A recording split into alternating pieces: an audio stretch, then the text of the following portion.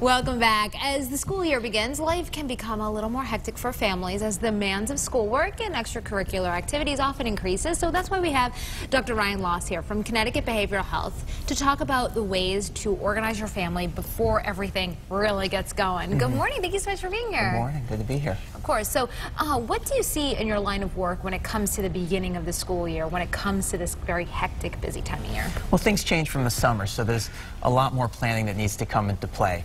As much as everybody's still working, there's a little less structure come the summertime, so when a lot more activities come to play, extracurricular activities, you got to work to organize, or families get that much more stressed. Kids don't know as much of what's going on. As much as they have a 6.5-hour school day, after that there are a lot of activities to plan around, so moms and dads have to really work together with their kids to figure out how everybody's managing. And when it comes to stress, if the parents are stressed, I'm sure the kids can pick that up. It trickles down, very much so. If the parents demonstrate that they've got things in order and organized and show the kids what's going on, it helps them feel more safe and secure. All right, so what do we have to do?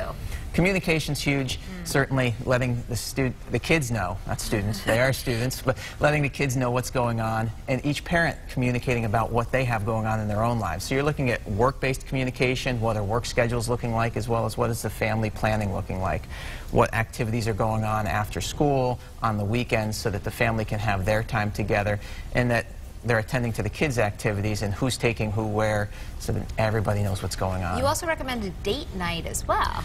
Parents have to, they're still married, they're still a couple, they need to have their time together. So any way that you can work one out, whether it be an at-home date night that's planned after the kids go to sleep or out of the house. Sometimes out of the house is a little bit of a challenge with kids and affording babysitting. Some people have great family members who can, tag along.